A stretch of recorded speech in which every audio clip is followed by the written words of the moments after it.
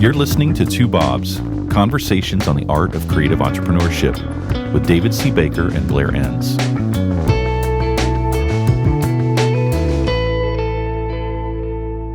All right, David, the topic you have chosen to speak on today to discuss is reverse Trojan horse syndrome. Now, if I remember correctly, and I believe I do remember correctly because I'm reading your notes, the original story from the Trojan horse was Greece is waging war against the city of Troy.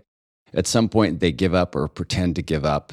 And then they say, hey, here's a horse. Yeah. We're out of here. Here's a gift. It's a gift to honor the goddess Athena, I think. Yeah, right. And then, the story of Cassandra. Cassandra's the one who says, no, don't, it's a trap, it's a trick. She has this gift of prophecy, but the flip side of the gift is nobody will ever believe her. Is this how you feel about life? Yeah. She's saying it's a trap, and everybody goes, no, it's a free horse. Don't look a gift horse in the mouth. And then the Greek soldiers come out in the middle of the night, open the gate, and the army comes back in. I forget what happens after that. Yeah. So that's the Trojan horse. We've lost so many listeners.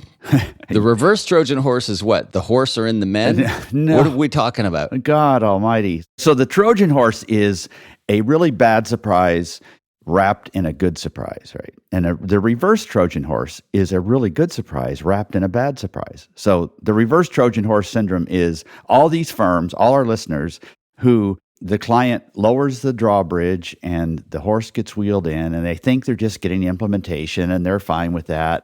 And then out pops all of these strategists. And of course, instead of killing everybody, the client is really thrilled. It's like, oh, this is more than we bargained for. So that's the Trojan horse. That's the reverse Trojan horse. Do we need to start over? Okay, fine. Whatever. Anyway, if we put the metaphor aside, what are we talking about? We're talking about how so many firms enter a client relationship and the client, it's always a new client, isn't aware of how capable they are until they get in there. They hire them thinking they're just sort of, they're going to do this. And then they get in there and they realize, oh my God, this is pretty amazing. And when I explain this to my clients, they say, yeah, that's exactly right. How do we get hired for our capabilities out of the gate instead of us having to surprise them with how good we are strategically? They hire us for something, and then they discover how good we are. That's the reverse Trojan horse thing. Okay. I'm barely still with you, but you're saying you're advocating the approach of, let's just get a tactical project, get our foot in the door, and then we'll show them how brilliant we are, and they'll buy strategy from us. Is that what you're advocating here? Yeah, right. Everything I've railed against for 20 years? That's right, yeah. Prepare to be challenged on this topic. So picture a conference room. All the client people are there, and they're discussing stuff that's really important to them, and your ear's at the door, and you're listening and thinking, oh my God, I could lead these people. I could really guide them down the right path. And you think, how do I get in this room? And you say, oh, I'll dress up like a waiter. And then I'll come in and I'll hand everybody a glass of water. And then at a key moment in the conversation, I'll just kind of raise my hand and say, hey, folks, how about this? And everybody looks at you and says, what the heck is a waiter doing talking to us about this? But then they kind of look at each other and say, you know what? That's a pretty good idea. Hey, let somebody else take this tray of water. And they kind of make room around the table for another chair and says, hey, waiter, why don't you sit down and give us some of your thoughts? Now, I am such a good storyteller. I am into this too. Oh my God. You are so deeply into this. Like we're mixing metaphors. I own this metaphor, though. Beautiful. Yeah. You own the reverse Trojan horse waiter. Okay, get over my treatment of the metaphor. Don't you see this? I'm trying hard to get over your metaphors. So your point that agencies really want to be hired for that brilliant strategic work. You in your book, The Business of Expertise, talk about these two rooms that house your offerings. There's the strategy and the tactical implementation. Yeah. And you're saying you want to be known for the strategy. So our listeners, they want to sell the strategy. Then if they have to do implementation, or maybe they want to do the implementation because that's where the low margin, high volume work is, then that implementation follows afterwards. Right. We all want to be known for the brilliant work that we do, and then there's stuff we'll do afterwards to support that brilliant work. And you're saying, if I understand your 3 or 4 mixed metaphors correctly, you're saying, no, you should be comfortable, just go in through the implementation door and then swim upstream to the strategy door? No, I'm saying that's the way it happens, and I still think It probably needs to happen in some cases, but I want you to be hired for your brilliance right out of the gate and not have it discovered later accidentally where they say, oh, wow, these people are way more than implementers. They're really deep thinkers. Oh, okay. So we are in agreement here. All right. Yeah, I will play along absolutely. then. I'll quit fighting you and play along. Okay. Well, thank you. We'll get through this a lot faster if you'll just cooperate. It's the reverse Trojan horse where there's a good surprise that comes out of the horse. Like, oh, we hired this implementation horse. It's like, oh, wait, we didn't know this. They're pretty amazing. And you hear this in the stories. So pretend that there's this agency-client relationship, and the agency knows that the client needs something. They kind of hear about it through the grapevine, and they want a shot at it because this is exactly the sort of work they do. And then they hear that, oh my God, the client just hired some other agency, and they're so happy to be working with this high-profile strategic thinking firm. And meanwhile, the agency that's been there forever is thinking, hey, what about me? Like, I've been here this whole time. Do you not realize I can do this kind of work too? It's just being, I guess, misunderstood or not being valued for what you can really provide. I want to acknowledge that this happens, and I want to give them some ideas about how they might address it. Okay. So you can lead with strategy or you can lead with implementation.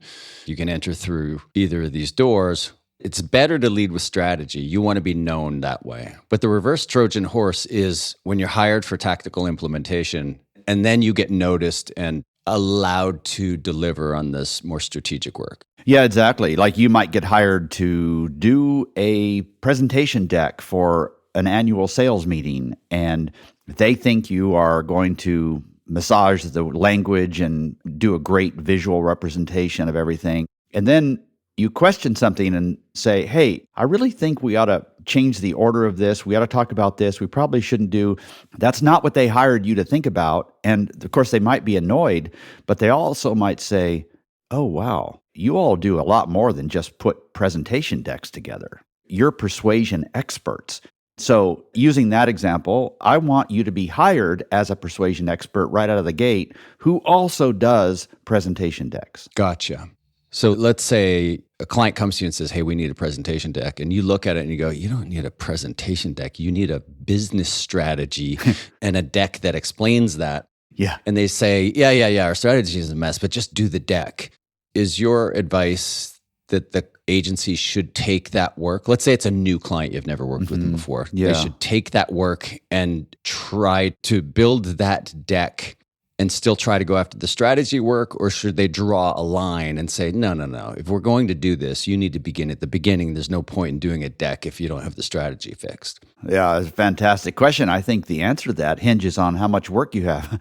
If you don't have much work, and if they're at least paying you decently, then you probably ought to take it.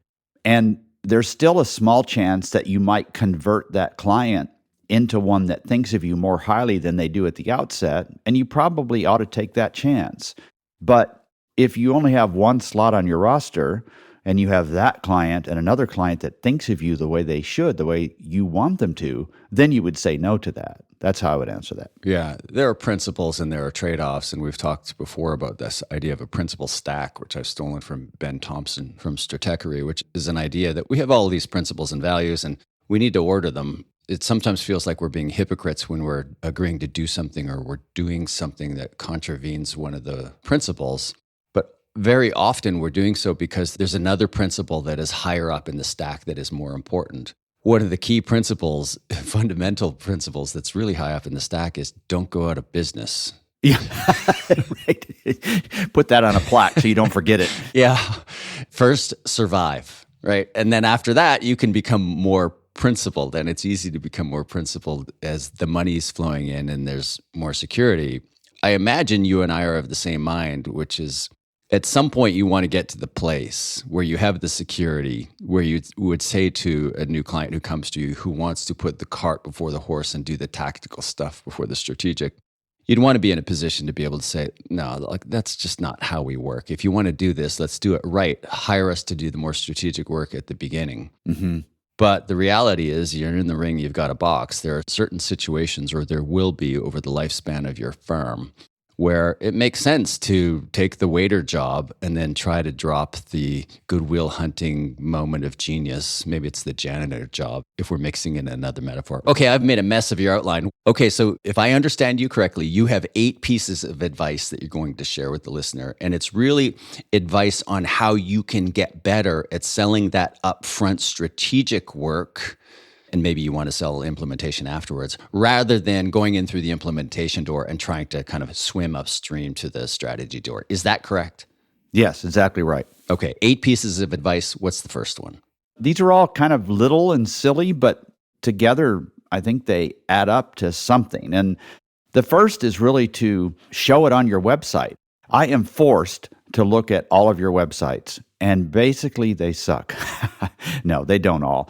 But I just think, man, have you ever stepped outside of yourself and looked at your own website to pretend to understand what it is that you do? There's so much implementation, so much doing, and that's because it's harder, I think, for us to express how the thinking unfolds, and because we're also in love with the final product. And so we skip all of that strategic, messy stuff, the whiteboard thinking, the attempts that we have to then back up and throw away and go somewhere else. And all we show is the end result so that it looks like we are sort of manufacturers of the end result of creativity. We show the billboard. We don't show all of the work that it took to get there, right? So show it in context. And part of that means that your service offering design, this is one of my absolute favorite topics, your service offering design, there are some really core principles here. And one of those is that most of your clients should use most of your services most of the time. So you don't have like 6 service offerings and they get to dive in at any given point. I mean, sometimes that's going to be the case, especially if you aren't busy. But normally everybody starts here and then they go here and then they go here. And there are a few exceptions, but normally that's the way it is. So if you want new clients to hire you for strategy first, then list this path very carefully and step outside of yourself and see what your website is saying. That's the first point. Yeah, I think that's a good point. Not just saying it on your website, but actually showing the path or the typical client journey. We start here and look at this, we address these things, and we move on to these other things. Because as you were talking about our listeners sometimes just listing all these services on their website, it's a little bit like website building for SEO. Like this thing was written for Google. What are my clients searching for? But then the other end of the spectrum is when people just talk about the strategy, we end up with these vague strategic claims like, we develop solutions that help our clients get results. And it's kind of meaningless. The idea of like showing a map, hey, we start here, we move on to these things, and then we explore these other things as necessary. So not just the language, but showing it visually. I think it's really compelling. Okay, so piece of advice number 1 is show that strategic work on the website, not just the strategic work, but what the relationship looks like. Yeah. And your advice is that relationship should encompass most of the services that you deliver. Most of the time, right? With the prescribed path. Okay. What's solid piece of advice number 2? Yeah, this one's almost embarrassing to say because it doesn't seem all that substantive to me, but it's worth mentioning. And that's, what are the titles of the people that clients are interacting with? An account director, what does that say? What does that mean? That's inside baseball terminology. That doesn't communicate anything about strategy or thinking or approach. So the titles of the people that you have, just think about how somebody's title, what message is that sending to the client? This is also true in new business, which isn't really the topic today, but new business director, like what? Yeah. Anyway, just think about the title. So that's the second one. We have been moving for at least a decade, maybe 2 decades, away from this homogenous world, largely defined by ad agencies, where on the delivery team, you have account coordinator, account executive, account manager, supervisor, director, etc. And those titles were fairly standard across delivery teams of creative firms around the world for a very long time. Yeah. But we're moving away from that world to a really fragmented world of highly specialized firms. And your point here is the title should be more reflective of the strategic thinking that those delivery people bring, not a reflection of where they are in the account management hierarchy. Is that correct? Yeah, right. Exactly. And there are 7 titles in there. And it's also true in the whole PR world. it makes sense for the person's career. It doesn't make sense for the client. Like they want to see something like research or insights or strategy is probably the wishy-washiest of all of them. But yeah, that's the point. Yeah. You're listening to Two Bobs, Conversations on the Art of Creative Entrepreneurship. Your hosts are David C. Baker, author, speaker, and advisor to owners of expert firms, and Blair Enns of Win Without Pitching, the sales training and coaching program for creative entrepreneurs. For more information, go to twobobs.com. If you find this podcast helpful, please help us by telling a friend and rating us in your favorite podcast app. Now back to David and Blair. Okay. What's the next piece of advice for getting hired for the big, juicy, strategic stuff? Maybe 10 years ago, I would have said, if somebody comes to you and they want implementation out of the gate, be kind about it and just say, oh, we don't do that. Like, no, sorry. When you're ready to hire us to start upstream, we'd love to work with you, but we can't do that. I'm not sure that's really a good plan nowadays. I think there are times when you just have to do that. You have to do implementation first, and without all of the big research and insights and strategy and so on, particularly if you are rescuing a big, otherwise good client that might want to work with you. There are many instances where a great client starts with you outside of that normal approach, and then they do back up and they work with you and respect your work. So I think it's okay to take that second room stuff first, but just make it very clear that it's an exception. Like, oh yeah, like this isn't normally how we do it, but I can see why this is something we should help you with.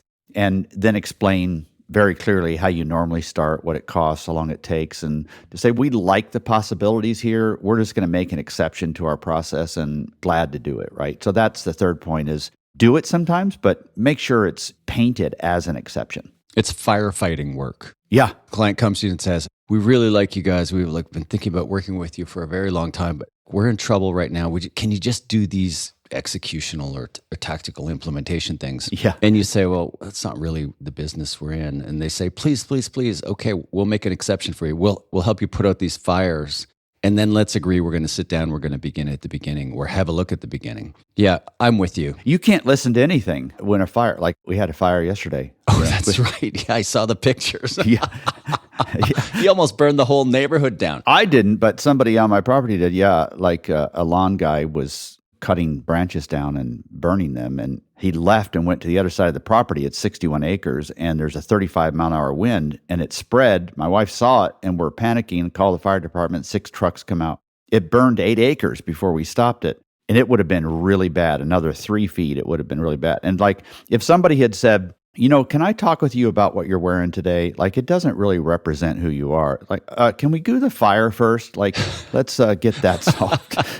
Yeah, can we put out this fire and then we can talk about all the other problems I have? Right. Yeah, good timing on that one. Yeah. Okay, so we're talking about 8 different pieces of advice that would help you get hired for the more strategic work as opposed to the tactical work. Mm-hmm. That's what we all want to do. You've talked about 3. What's number 4 on your list? Number 4 is to always pre-sell the entire relationship that you have. So I just talked about in the third point about it, making clear that it's an exception. But more than that, you want to explain all the things that you could do beforehand, that you normally do beforehand in this client decision path, this sort of CDJ, but also the things that come after. That's pretty important too, because it's not always true that the highly strategic stuff comes first. Sometimes it comes after. So whenever you're doing something for a client, you want to make sure that they know where this fits in the whole picture and how you sometimes could do these other things first. And after we're done with this, maybe we'll look at this if you need it. If you don't need it, no problem. You don't want to come across selling all the time, but you want to make sure they're aware this might lead to this and you can help us with that. So it's just having that whole circuit in mind for the client so that they understand where this fits from a perspective standpoint. That's the 4th. It's reinforcement for something you made earlier, which is this idea of having a model or a visual model of what the journey in the relationship looks like. And somebody comes to you with something very specific and you kind of roll out this map of, well, here's how we typically work with our clients. And the thing that you want, it's right here on this map. look at the work that comes not only before that typically, but the work that comes after that typically. Yeah, right. Right. So put it all in context right at the outset of the relationship. Yeah. And then you want a client who goes, yeah, that looks smart. I need to put out this fire, but after this fire's out, let's walk through this again and we'll see how much of this is relevant to us. And the next point, the fifth point, is about just actually saying no. Like I said earlier, I don't think you should say no all the time, but I do think there are times when you should. It'd be interesting to know what you think about this. When you as an agency are supposed to say no to a new client, it feels to me like you ought to be a little bit more forceful at that. If the prospect is being somewhat haughty and belligerent, and it's very clear that they just see you on a list, they just need to get something done, and they don't think of you very highly, and especially if it's a small sort of thing, you almost need to jar them a little bit. I don't have the science behind this, but it does seem that there's certain situations where this is warranted more than others, and it seems to me like it's when you are a little nervous and, I guess, dismayed about how somebody's thinking of you, and you just need to pop up and forget about the fear you might have in not landing this account. And you might even laugh, use a little bit of humor, says, oh, sorry, yeah, we probably did a poor job in explaining what we do. This isn't how we normally approach things. I mean, we'd love to help you here, but this is how it probably would need to start. So it's not a hard and fast sort of rule, but there are times when you ought to just say no, where you feel sort of like you're being dismissed and you feel like this is not going to go anywhere. And I have very little hope of turning them into a great client, so I'm just going to kill it right here. A lot of it is based on instinct, and I guess you just have to develop your own way of thinking about that. Listen very carefully and keep tuning your radio a little bit better so that you know how and when to do it. I was writing on this very topic last night and using some of the language that you just used. It's really interesting. And we did an earlier episode called Hard Lines, Soft Lines. Where do you draw a hard line, whether it's a policy or just say, no, we don't do that, and then stop, say nothing, and see what happens? One of the words I used last night, it's kind of a jarring halt to the conversation. And so you have to be judicious about when you use a technique like that. And you said use your intuition, which is correct. And I would just unpack that a little bit more and say, when the buying signals aren't there, all your spidey senses going off, that all these little signs about this isn't going to end well, this isn't going to be a good client. When you have this suspicion that something's not right here, that's where you might draw a hard line. And in this case, your hard line of just saying, hey, I'm sorry, but we just don't put the cart before the horse. We don't do that type of work without first doing this upfront strategic work. And then you stop and say nothing. And it's not necessarily the end. It might be. It is a little bit of a game of chicken where you draw a hard line and see how they respond. So there are times when that technique is appropriate. And the mistake would be to fall in love with that technique and use it all the time. And I've had clients who have made that mistake. And they come off as these hard asses unnecessarily. They turn everything into a power play. It's a technique that's in your back pocket that might be appropriate to use from time to time. Just like you said earlier, like sometimes it makes sense to make an exception. And some listeners want to know, well, when do you make an exception and do the firefighting work? And when do you draw the hard line? And correct me if I'm wrong, but your language of trust your intuition. If you've been doing this long enough, you get a sense of, I've seen this film. I know how it ends. So I'm going to draw a hard line. Yeah, and keep using the information from those instances to get your instincts more accurate, right? It's a learning process, yeah. Yeah. Okay, 8 pieces of advice to help you sell that upfront strategy work right from the beginning. We're on to number 6. Yeah, and that's to be very clear that this is an exception. Of course, we've talked about that a little bit, but then get them to agree, not necessarily in writing, but get them to agree verbally to go back and do the big, hard, important, groundbreaking work to lay the foundation for better results later. We'll put this fire out for you, but are you okay if when we're done with that, we come back and we start this process and, it's a $60,000 process and, they're not signing a piece of paper, but they're saying, oh, yeah, that makes a lot of sense. Like that's not only intriguing, but I think we should do that. We can probably solve this in the next 3.5 weeks or something. And then let's move right into that, right? So you're not just telling them the things that you normally do at the beginning. You are getting them to at least provisionally agree to do that. And there's nothing in writing, obviously, but it's just a good way to do it. Even if it doesn't happen, if something changes, at least you've set the table. You've changed their expectations. So that's that 6th point. Okay, that makes sense. And the 7th is solve the emergency, but in a bigger context. Yeah, and be annoying. The David Baker method. I'm really good at this. Where you aren't just sort of taking direction about how to solve this thing, using your technical or your software development chops or whatever it is to solve this, but you keep saying, hey, you know what? Yeah, we probably don't have time to do anything right now, but the way you're thinking about SEO here probably could use some adjustment. Or the way this code is written is like, this is going to be really difficult to maintain. We'll go ahead and fix it. So you're just slightly being annoying, not dragging your feet at all, but you're just giving them the bigger context all the time. And maybe even asking for permission, say, hey, are you okay if we just kind of keep a log? As we do this work, we want to put together some suggestions about how to make this better from a foundational standpoint. And if this is useful to you, we can walk you through it, but we just can't do this work without doing this kind of thing. So we're just going to start a log. Here, if you want to look at it as we do it, fine. So this is sort of the being annoying, moving upstream person. And you got to know how to do this so that you're not just totally annoying, but at every turn, you're just demonstrating how clearly you can do the bigger stuff. Yeah, you can solve this other thing like you're doing for them now, but you're really good at the whole bigger context. That's this point. That's a bit of a bet hedge. I really like it because the danger is if you agree to fight the fire or do the tactical implementation work with this kind of implied agreement that later on we'll go back to the beginning. And then you go into firefighting or tactical implementation mode and you're very good at it and you're not questioning things, you are going to be positioned as the tactical implementer, as the firefighter. And the longer you occupy this role, the less credibility you will have to go back to the beginning. So what you're saying, if I understand you correctly, David, is as you're doing this implementation work, you keep pointing out, oh, this is like, why is this here? Why is this? Okay, well, yeah, fine, we'll do this, but let's put it on the list of things we're going to have to come back to. Yeah, exactly right. Okay, what's your last piece of advice for selling the good stuff? Last one is I'm just coming back in case people missed it, but it's sort of circling back to the first point about showing everything that you're doing ahead of the finished product. So on your website, I know you want to show logos and you want to show websites that you built and apps and so on. You need to start sharing the messy part of it. You need to take pictures of all the brainstorming. You need to have Slack conversations, screenshot.